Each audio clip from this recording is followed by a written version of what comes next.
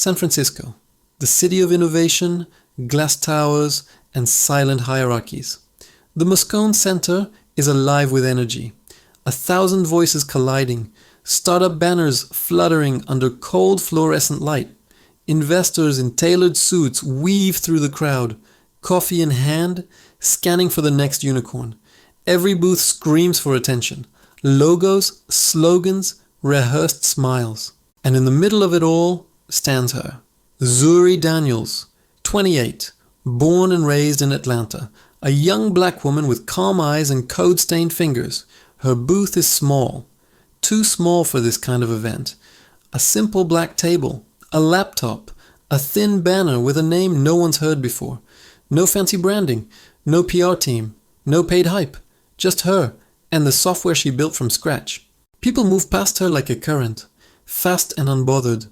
They glance, not politely, then turn toward louder colors and familiar faces.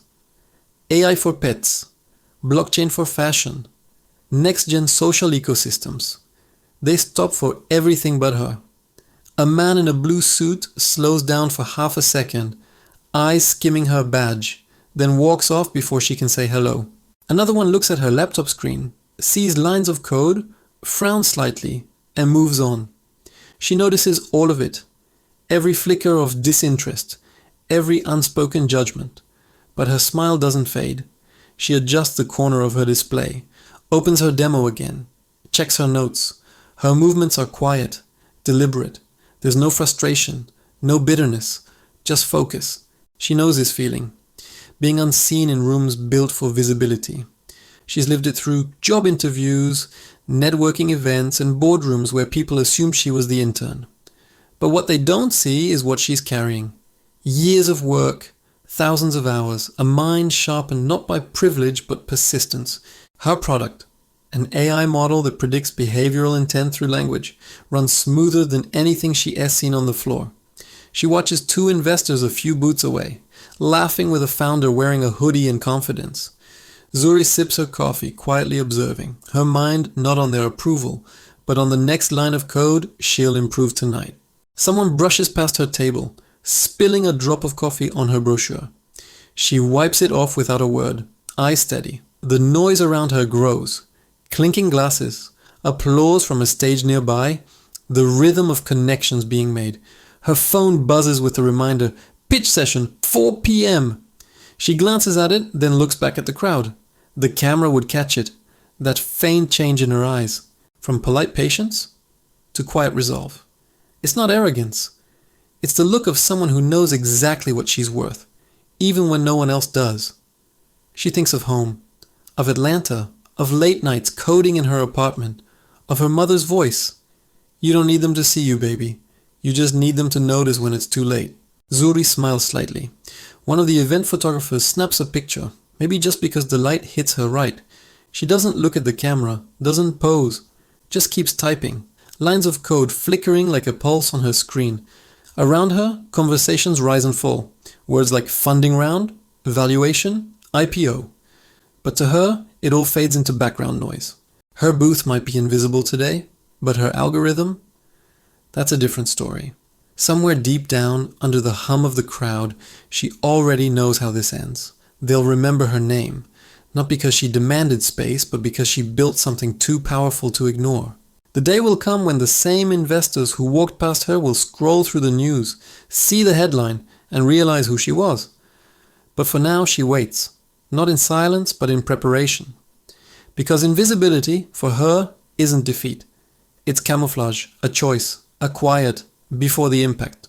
And when the noise dies down, when the lights dim and the crowd thins out, she's still there, typing, refining, building the future that no one in this room can yet imagine. The auditorium was a living pulse of light and chatter, filled with the hum of ambition and the soft clatter of keyboards. Cameras were rolling. Investors leaned back in their chairs, their expressions a blend of boredom and calculation. The big pitch session, where ideas either flew or fell silent, and then from the wings of the stage, Zuri Daniels stepped forward. A young black woman, calm but unmistakably steady, her posture carried both humility and quiet defiance. Her laptop screen glowed in the low light as she took a breath and began to speak. "Good afternoon. My name is Zuri Daniels, and this," she gestured to the screen, "is NewSync, an adaptive AI framework designed to learn emotional intent through minimal datasets." Her tone was crisp, confident, deliberate. The crowd shifted slightly. Some eyebrows lifted, surprised by her poise. Others leaned back, unimpressed. She kept going. Slide after slide, every sentence was structured, sharp, precise. This wasn't a student project. This was engineering, clean and visionary. But as she spoke, one man, mid-40s, sharp suit, sharper grin, tilted his head, smirking. He had seen hundreds like her, or so he thought. "That's cute," he said loudly, just enough for the microphone to catch it. The crowd rippled with laughter, polite but cruel. He leaned back, still smiling. "But real AI takes experience." The words hung in the air, soaked in arrogance, the kind of arrogance that fills a room and dares anyone to challenge it. Zuri's hand, resting on the podium, didn't move. Her face didn't change. She looked at him, not up, not down, just level. And in a voice that carried through every corner of the hall, she said, "Then you'll love the experience when Google buys my code." The silence that followed was absolute. The laughter died mid-breath. The lights hummed. Somewhere in the back row someone exhaled, a short, stunned sound. The man's smirk faltered, just slightly, as though his mind was catching up to the possibility that she wasn't bluffing. She turned back to her slides, continued her presentation without hesitation. Her voice, calm and unwavering, filled the hall again. NewSync was trained not on millions of labeled datasets, but on conversation tone and emotion. It doesn't just respond to commands, it understands context. Every word landed differently now. The crowd was listening, really listening.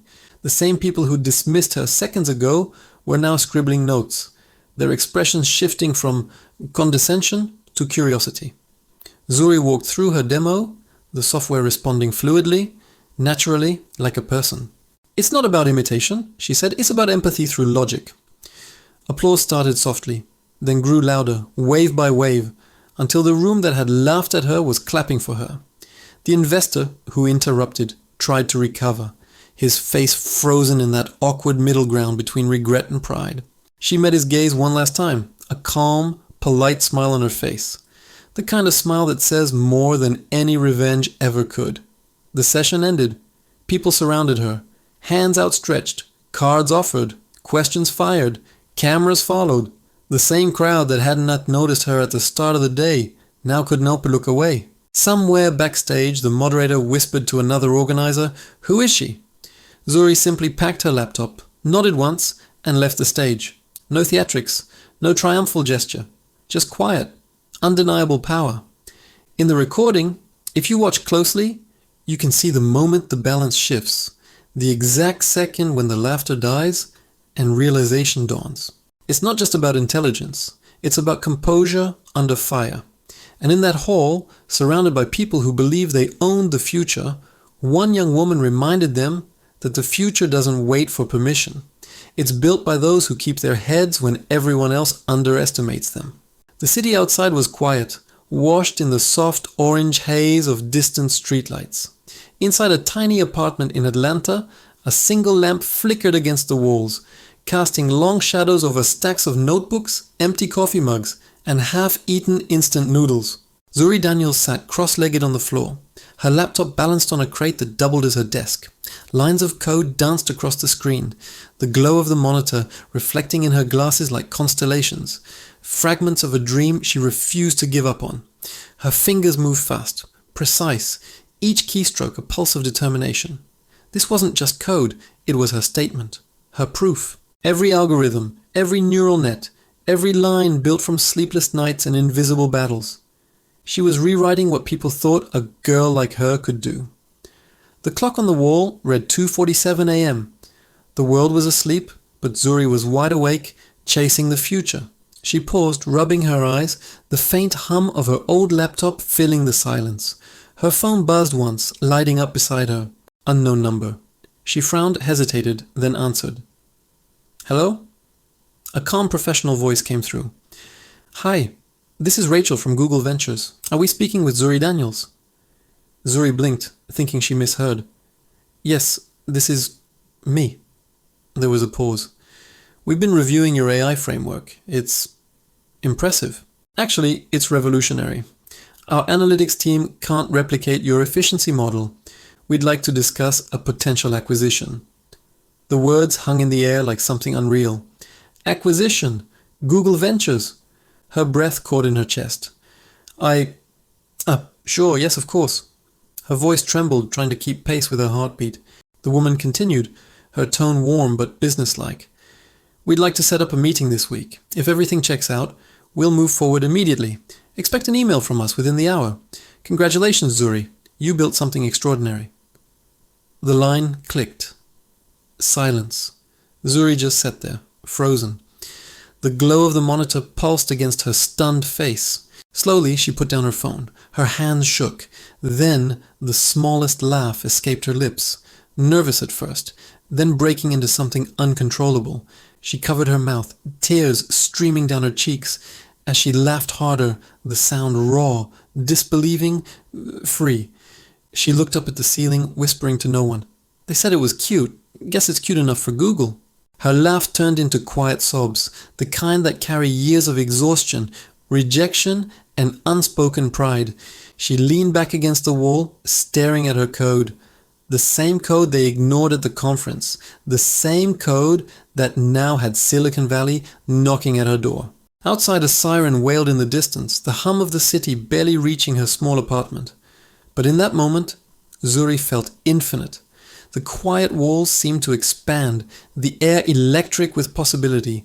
Her entire world had just shifted, not with applause or headlines, but with a single phone call in the dead of night. She wiped her tears and smiled through them, whispering softly. I told them. Her reflection in the screen smiled back. Tired, tear-streaked, but fierce. Her cursor blinked beside a line of code, waiting. She reached forward and began typing again. Not because she had to, but because she wanted to, and because now the world was listening. The scene held still for a long moment. A young black woman in a dim apartment, surrounded by the quiet hum of machines, illuminated by the light of her own creation. A new future was being born, not in boardrooms or bright stages, but here, in the persistence of one mind that refused to be dismissed. The phone on her desk buzzed again. A new email notification. Subject, Google Ventures, acquisition, proposal. Zuri exhaled, steadying herself. Okay, she whispered, let's build something bigger.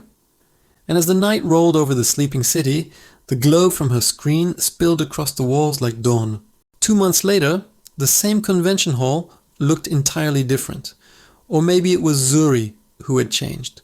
The same towering banners, the same echo of footsteps on polished floors, the same clusters of investors and founders, talking fast, smiling wider than they felt. But this time people didn't walk past her. They turned when she entered. Cameras followed. Her name, Zuri Daniels, glowed in bold white letters across a massive LED screen behind the stage, right above the words keynote speaker. The crowd clapped, phones lifted, flashes popped. Somewhere in that noise was the same murmur she'd heard months ago. Only now it sounded different. It wasn't doubt. It was recognition. Zuri stood at the edge of the stage for a moment, breathing in the electric hum of the room. The stage lights washed over her, warm and gold, catching in her curls. She looked calm, grounded. Her success wasn't loud, it was inevitable. She began her talk, her voice steady, measured, every word cutting clean through the air. 2 months ago, she said, I stood in this same room. At a small booth no one noticed. My demo ran on a borrowed laptop. I had no marketing team, no sponsorships, no investors, just code and a belief that it mattered. The audience was silent, hanging on every word. She smiled faintly. Turns out that belief was enough, because sometimes innovation doesn't wear a name badge you recognize. Sometimes brilliance doesn't announce itself. It just waits for you to stop talking long enough to listen. The audience erupted in applause. The noise was overwhelming, echoing through the hall like thunder. For a moment, Zuri just stood there, eyes glistening. The same hall that once ignored her was now filled with faces turned toward her, listening, learning, humbled. After the speech, the crowd swarmed around her, eager to shake her hand, to congratulate her, to be seen in her orbit. But through the blur of faces, she saw him. The investor, the one who'd laughed, the one who'd told her that real AI takes experience. He stood a few feet away, clutching his phone, trying to look casual. When their eyes met, he hesitated, then forced a smile and walked over. "Zuri," he said, his voice all charmed now. "Incredible work. I just wanted to say congratulations. Really impressive stuff." He laughed softly, pretending at ease. "Maybe we could grab a coffee sometime, talk about future opportunities?" Zuri tilted her head slightly, studying him. There was no anger in her eyes, no hint of bitterness, just clarity. She smiled politely, that same calm, razor-edged smile that had carried her through the noise. "Sorry," she said, her tone gentle but firm. "I only take meetings with people who listened the first time." The words landed like truth, soft but irreversible. His smile faltered. The moment hung between them, suspended in the bright, golden air. Around them, applause began again from another corner of the room. Someone called her name. Cameras clicked. The investor stepped back, nodding awkwardly. "Of course," he mumbled, forcing another grin. But she was already turning away, shaking another hand, moving forward. The spotlight followed her, and the man who once dismissed her disappeared into the blur of the crowd. Just another face lost in the noise. Zuri walked through the hall slowly, her heels clicking against the marble floor, every step measured, certain. People moved aside as she passed, their voices low, their eyes full of awe. Near the exit, she paused. On a massive digital screen above the doors, her company's logo shimmered, a simple white ZD on a deep blue background. Beneath it, the words, "Acquired by Google." She stared at it for a moment, letting the reality sink in, not with disbelief, but with quiet pride. Her reflection shimmered faintly in the glass wall beside her. Composed, successful, radiant, she thought back to that first day. The ignored booth, the condescending smiles, the laughter. None of it mattered now. What mattered was that she hadn't changed who she was to be seen. The world had simply caught up to her. Outside, the California sun was bright and blinding, the air warm. She stepped through the glass doors into the light, her posture straight, her expression peaceful. Somewhere behind her, a voice whispered, "That's her, the girl from Atlanta." She smiled faintly. "Yes," she thought, "the one you didn't see coming." The final image, Zuri walking down the steps of the convention center, golden light spilling around her, the skyline of San Francisco gleaming in the distance. Her face calm, proud, unstoppable. On the screen, white text fades in over her silhouette. They didn't see her coming until she owned the future.